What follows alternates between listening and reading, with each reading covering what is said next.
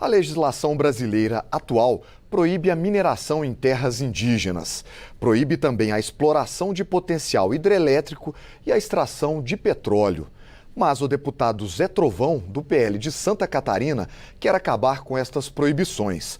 Ele apresentou um projeto que autoriza os indígenas a desenvolver todos esses tipos de atividades econômicas nas reservas. Deputado, seja muito bem-vindo. Obrigado por participar do programa Palavra Aberta. Para iniciar, eu queria abordar a questão da exploração da atividade econômica em áreas indígenas, em reservas. Que tipo de benefício que isso pode trazer para essas comunidades? Bom, primeiramente, quero te agradecer pela oportunidade de falar de um projeto tão importante, não só para os indígenas, né?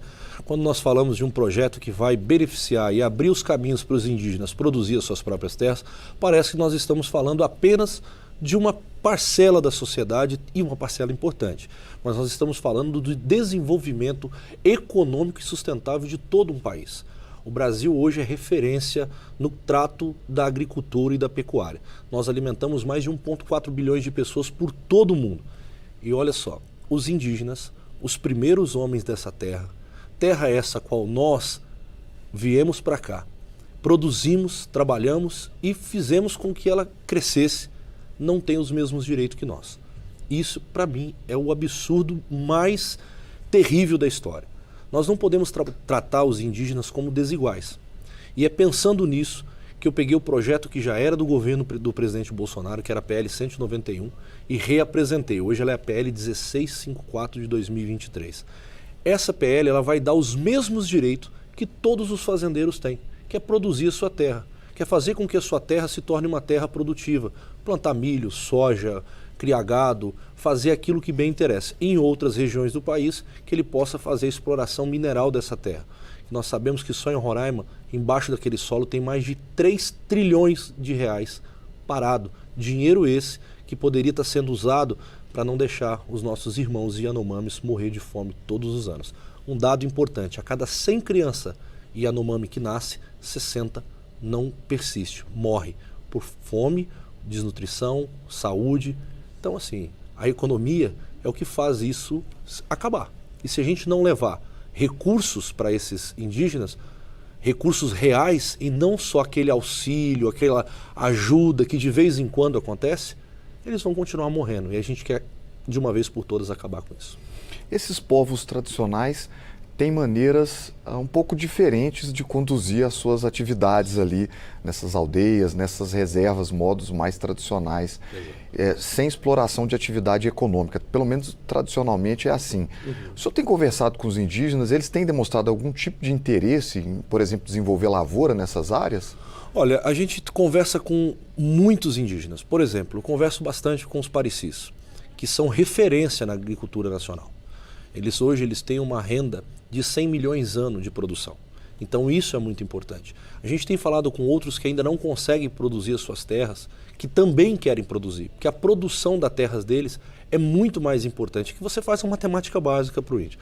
Se você continuar recebendo o auxílio ali daquela ONG, você vai ganhar, por exemplo, a FUNAI o ano passado foram 2 milhões de cestas básicas que foram entregues.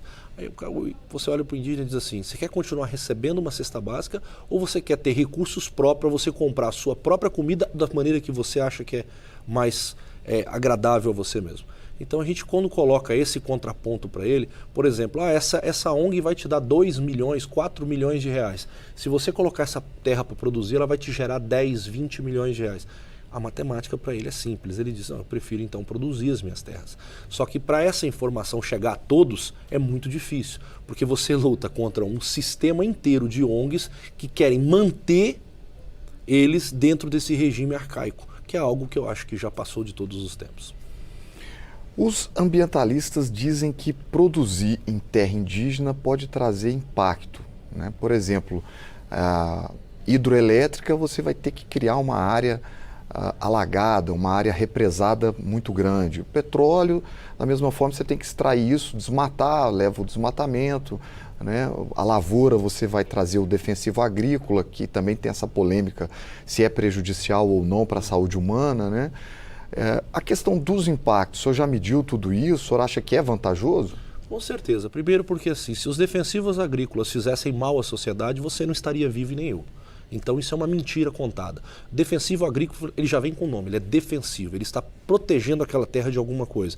Ele está protegendo aquela terra de algo que faz mal para aquela terra, de algo que vai atrapalhar aquela lavoura. Então ele não vem atacando, destruindo, acabando com rios, com peixes. Isso é uma mentira contada. Se fosse assim, o Mato Grosso nem existiria mais. Nós teríamos lá a população do Mato Grosso toda morta, passando fome, as terras seriam improdutivas. O que acontece é que os ambientalistas, eles pegam dados que nós ainda não entendemos de onde eles tiraram.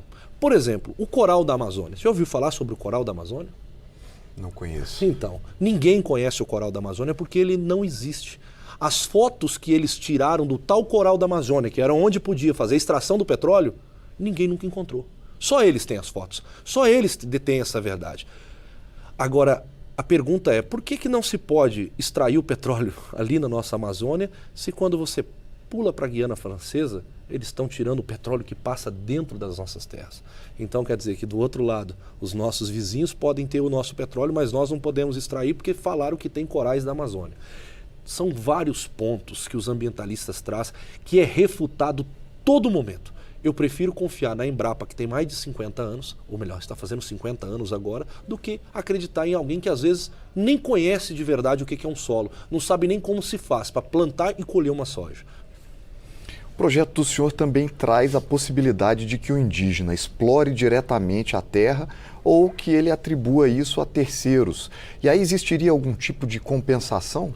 A compensação é básica. Quando você arrenda uma terra, você recebe por aquela terra sacas. Por exemplo, eu vou arrendar essa terra aqui por 300 sacas de soja. Eu dando um exemplo básico. É assim que vai acontecer com o indígena. Ele não quer produzir, olha, eu não tenho maquinário, eu não quero fazer, conseguir o financiamento é muito difícil, porque essas terras, elas são de outorga para nós, mas nós não somos detentores dela, porque o indígena, ele não detém aquela terra é da União, então ele não tem escritura sobre aquela terra, ele não tendo escritura, ele não consegue financiamento através dos bancos. Então, a gente precisaria mudar todo esse cenário também. Mas na questão dele não querendo fazer todo esse percurso e conseguir esses recursos para produzir essa terra, que também existe esses recursos, também existe financiamento para tal, ele pode arrendar. Ele fazendo o arrendamento, a pessoa que vai produzir, após a produção, colheita, o lucro, ele faz a divisão entre quem produziu e quem é o detentor daquela propriedade. Esse projeto de lei aborda questões muito sensíveis, bastante polêmica, né? Com certeza. O senhor tem conversado com os pares, já tratou ali da possível tramitação, aprovação? Converso muito com os pares, inclusive falei em uma das audiências públicas que teve aqui da questão da Amazônia, na Comissão da Amazônia, falei e cobrei isso da ministra Sônia Guajajara, perguntando a ela se ela gostaria que os indígenas, que são irmãos delas, que hoje estão lá na floresta, deveriam ou não ter os mesmos direitos que ela. Existe uma retórica muito terrível e essa é devastadora contra os povos indígenas. Criou-se uma lenda que se levar recursos financeiros às aldeias, esse recurso trará tecnologia e essa tecnologia vai afastar o indígena de suas culturas. E eu fiz a pergunta para ela, os japoneses perderam a sua cultura ou eles mantêm a sua cultura sendo um dos povos mais tecnológicos do mundo? A cultura e a tecnologia, ela anda junto, ela aproxima as pessoas, ela não faz essa difusão. Então nós estamos colocando isso em pauta para que não só os nobres pares que eu tenho dentro dessa casa, mas que todos os indígenas, todos os caciques, pajés e as suas aldeias venham para esse debate para que eles digam, nós queremos produzir as nossas terras. E quando a vontade popular é maior do que a vontade parlamentar, nós temos que respeitar a vontade popular, porque nós fomos eleitos por eles. Então as pessoas têm que entender isso. E esse debate eu vou traçar aqui, espero que não tão com muito tempo, mas vou traçar com muita seriedade, porque eu quero dar esse direito aos meus irmãos indígenas, a quem eu tenho muito respeito. E mais importante do que dar a ele o direito de cultivar é acabar com a guerra entre os indígenas e o homem branco. Essa difusão só atrapalha o crescimento do Brasil. Deputado, nosso programa tem um tempo muito curto, já estamos encerrando. Agradeço pela participação. Eu que agradeço a oportunidade de estar aqui, de falar e dizer mais uma vez a todos que a minha luta é só pela igualdade. E igualdade é isso, é dar os mesmos direitos a todos os povos. Obrigado. E se você quiser compartilhar ou rever esta entrevista, basta acessar a página da Câmara dos Deputados na internet ou procurar o canal da Câmara dos Deputados no YouTube. Muito obrigado pela sua audiência e até a próxima.